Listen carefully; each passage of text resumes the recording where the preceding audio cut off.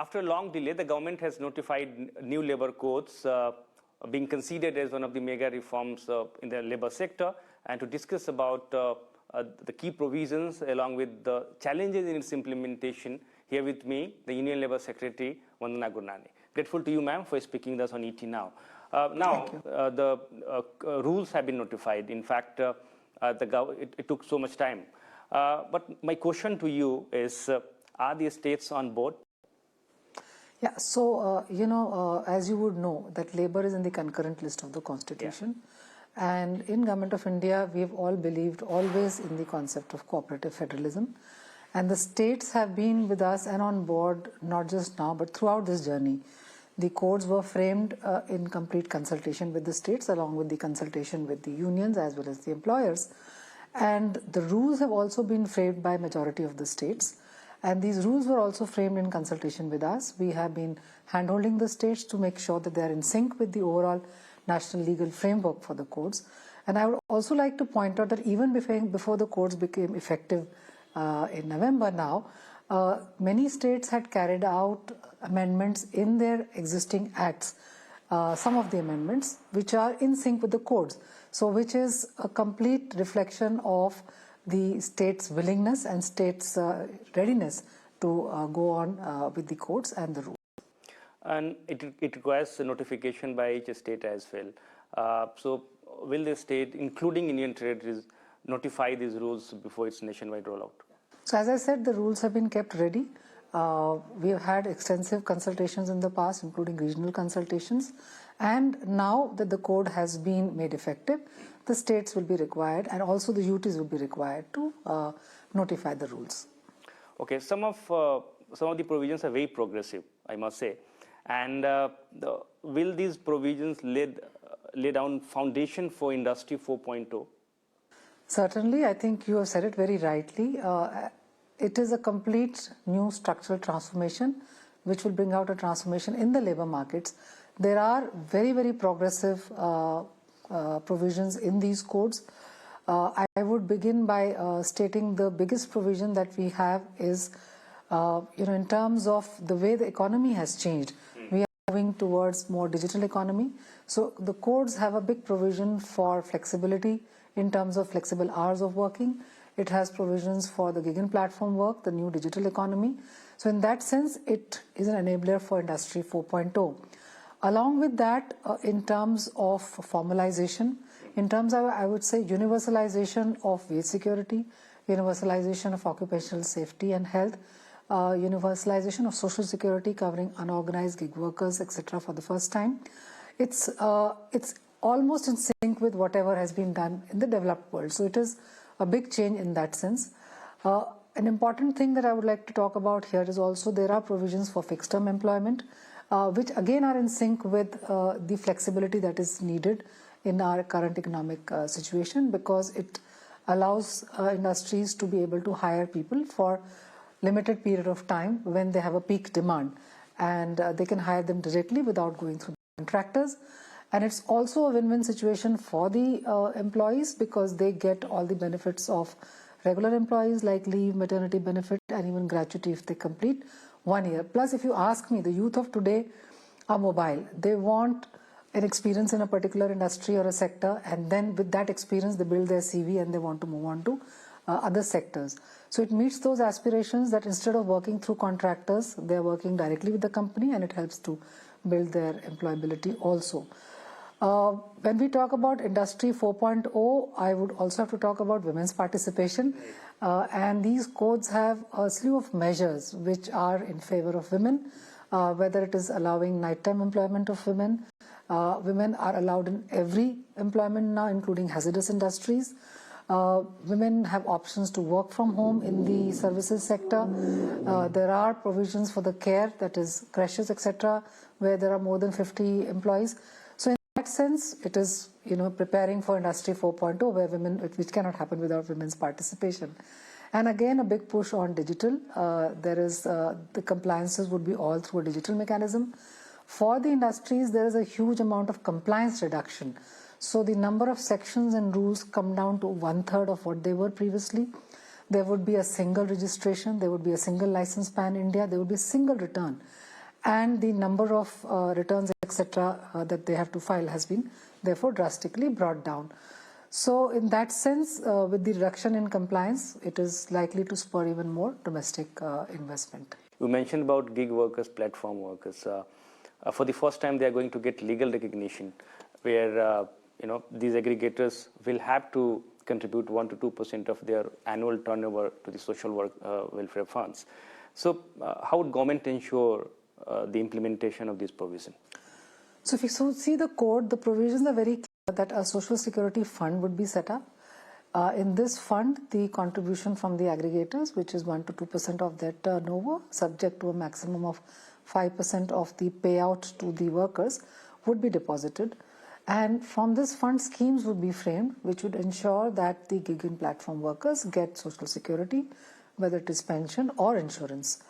There would be a social security board that will be set up, which will be, as we have in labor, most mechanisms are tripartite. This would also be a tripartite mechanism with representation of both employers and the gig and platform workers, which would overall monitor and oversee the implementation of these initiatives. The workers would register on eShram portal. They're already registering, but these numbers would now, with the formulation of the board and the fund and the scheme, this will go up. And they would get the benefits of pension, etc., through an Aadhaar-linked DBT mechanism. So this is how this entire mechanism would work. So you must have discussed this provision with the industry as well, especially aggregators. Are they agree on this provision? Yes, in fact, aggregators are quite on board. From our discussion, aggregators were actually looking forward more to a national framework and a national governance mechanism because they work across states. So instead of different states having different mechanisms, aggregators were more in favor of a national framework. Also from the perspective of a gig and platform worker, it works very well because when they move across states, their social security becomes portable. It is not that if they move from state A to B that they lose their social security. Especially pension is a long-term social security. It needs to be portable, and therefore this national mechanism will be a win-win situation for both aggregators as well as the workers. One of the provisions is that there will be mandatory health checkups for the employees above 40 years. Of course, this is one of the provisions which must be appreciated in given circumstances where you have post-COVID era, where we have a lot of challenges we are facing. My question to you is that don't you think that this provision is going to put more financial pressure on the industry? How to address this? I mean, because they have raised some concerns about it. See, I would say one should not look this as a cost and a burden. It's actually a long-term investment in human capital. And that is the way it has to be viewed. If this little investment is done in ensuring that workers get an annual, especially those above 40 have an annual health checkup, it is eventually going to lead to more productivity, less absenteeism. It would bring down the out-of-pocket expenditure by the workers. It would help industry itself detect if there are any occupational health kind of conditions that are developing, take immediate corrective measures within their industrial setup, make sure proper treatment, etc. can be tied up. So I think it's not to be viewed as a cost and a burden, but to be used as an investment, which will lead to worker welfare as well as productivity enhancement.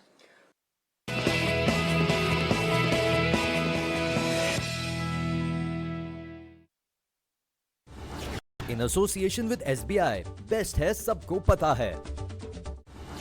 In association with Polycab, India's safe happy connection. In association with Bank of Baroda के संग त्योहार की उमंग.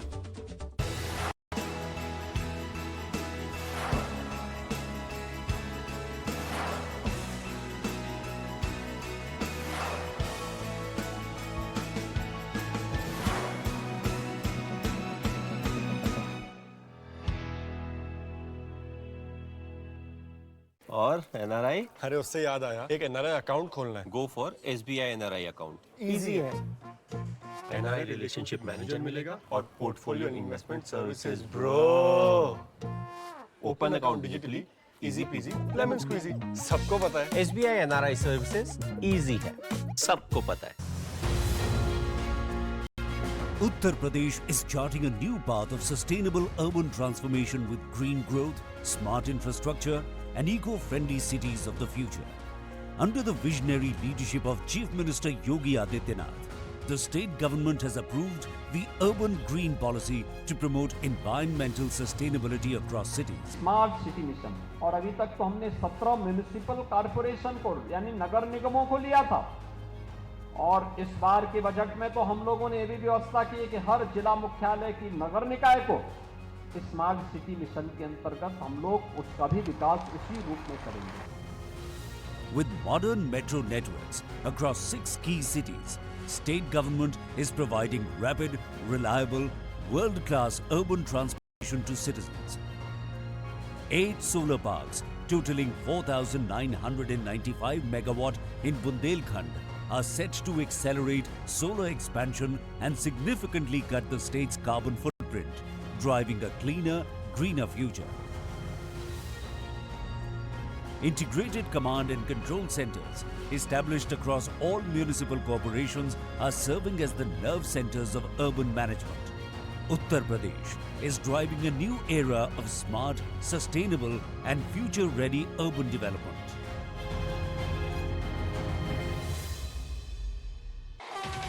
Welcome to Indore, the commercial capital of Madhya Pradesh and a key driver of central India's thriving economy. With its vibrant manufacturing base, expanding startup network, Indore is shaping a new paradigm for business growth.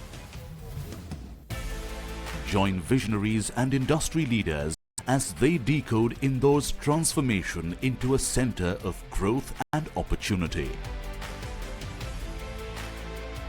IDFC First Bank presents Leaders of Tomorrow, Indore Springboard, exclusively on ET Now. Presented by IDFC First Bank, always you first.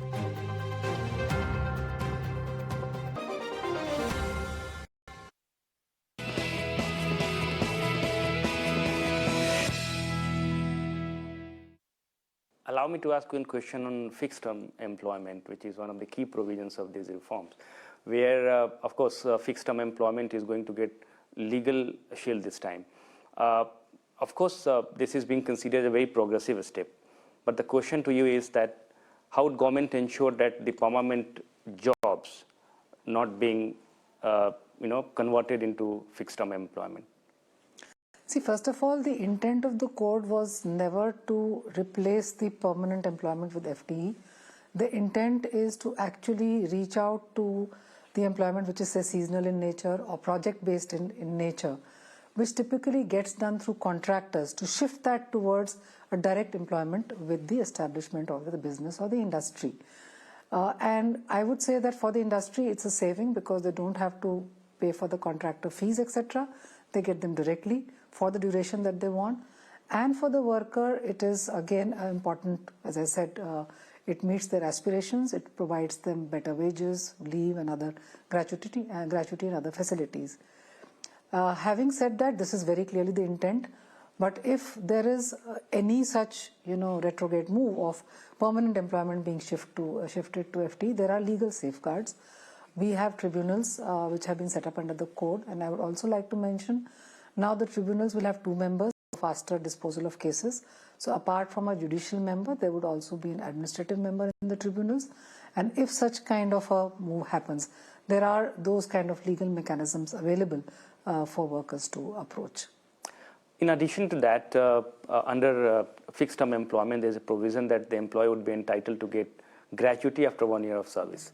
But under permanent employment, they are entitled to get benefit of gratuity after 5 years service. So, is there any change, or that will continue with the same provision? See, I'd like to explain conceptually why this 1 year gratuity was brought in. The concept is to set right an iniquitous situation. So there was an iniquity that people who are serving for less duration of time do not get the benefit of gratuity. So this provision was brought in to set right that iniquity. As far as longer term and permanent workers are concerned, I think they are rewarded for long term staying and being with a company for a longer term. So conceptually, as I said, it is to set right that difference and that iniquity, and therefore currently there is no proposal really to have this as something legally there for the longer term or the permanent employees. However, it is between the company and the workers if they would like to consider it. The codes were very clear that this is to set right the inequity. Some labor unions have some apprehension on these notifications. In fact, they want some more consultation with the government, and they are going to hold a protest in next few days. But the question to you, ma'am, because these rules have been framed for last 5 years, there had been a lot of discussion with the industry and, of course, with the labor unions as well. So what would be the government's immediate priority at this point of time? So, as you said rightly, that there have been lots of, consultation, hundreds of consultation over the last, I would say, 5 years for the rules, and even before that for the code formulation at various levels, tripartite consultations and with the unions also. Parliamentary Standing Committee had also looked at these codes very carefully. Now as we go forward from the central government, we would be once again pre-publishing the rules, because there has been some time that has lapsed since the time the codes were enacted by the Parliament. There would be opinions coming. We would once again examine that. Our priority would now be to actually work alongside with the states, to guide the states also to take this process forward. Our priority would also be to quickly have our digital systems in place so that both the workers and the employers can get all their, the workers' grievances can be settled through that, and the employers' compliances, etc., can also be done through the digital mechanism. So yes, we will be moving forward in complete collaboration with the states. Under the Industrial Relation Code, there is a provision that industry doesn't need to take government's approval for closure of the unit or for retrenchment if the employee is capped at employee numbers below 300, which was 100 earlier. And this is one of the issues. In fact, this is bone of contention. I would say that the industry is raising this issue. So are you open to discuss with the unions on this issue as well? See, I'd like to again explain this provision, because there are certain misgivings that are there. In the previous act, it's not as if they don't have to take permission. Only the threshold has been increased from 100 to 300. So in the previous act, if an industry had 100 plus workers, only then it had to take government permission for retrenchment, closure and layoff. Now this 100 has been raised to 300. Now I would say this is actually a provision which is in favor of formalization, because what used to happen when the limit was low at 100 was that typically industries would keep less than 100 people directly, and more than that number would be contractual or through some other mechanisms. Now by raising this limit up to 300, that freedom will be there to take them directly. So in effect, this provision is in the favor of workers, because it would take it away from contractualization to formalization and direct employment with the industry. And in that sense, this threshold is actually in the favor of the workers, in our opinion.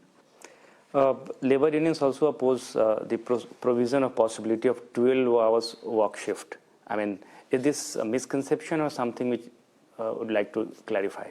Yeah, I think this is a very good question you have asked.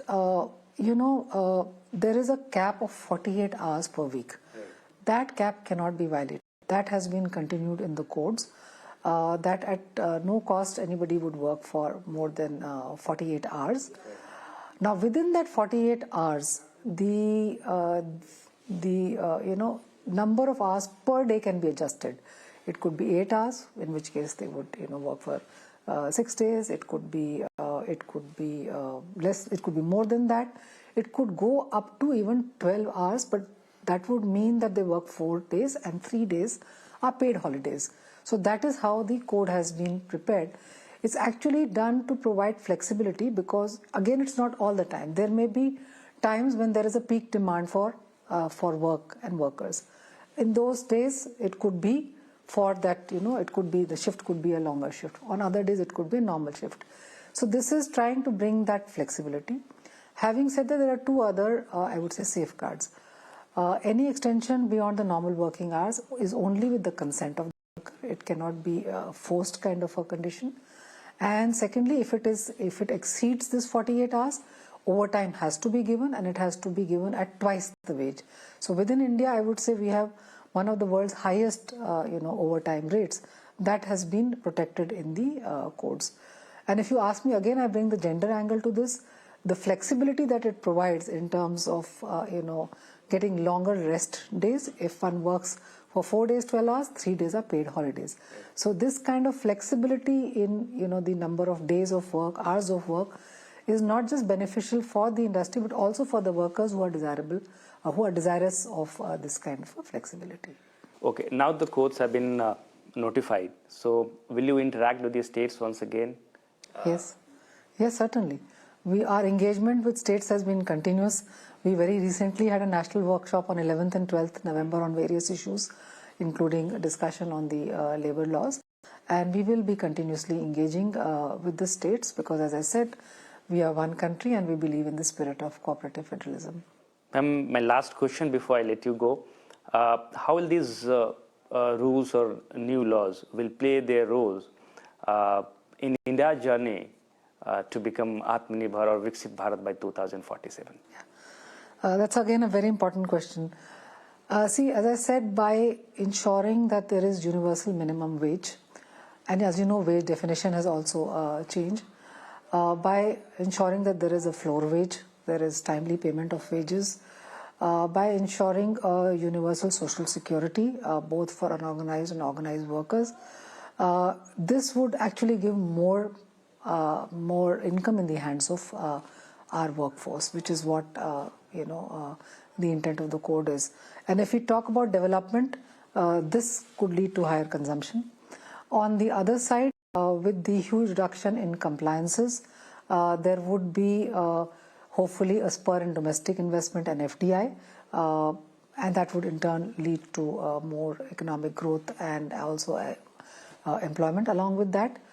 We also, through the digital mechanisms that we set in place, what we are hopeful is that earlier something that was just between a labor inspector and a particular establishment or a business would now become transparent, because with the digital systems there would be better oversight at the state level and at the national level, so that one can ensure that compliances are made, and also at the same time there are no undue long cases pending, whether in favor of workers or the industry. So with all this together, we hope that there will be a big boost to economic growth and employment, alongside with the formalization and workers' welfare and employment. With this, thank you so much, ma'am, for your time, and it's always a pleasure talking to you. Thanks, Prakash.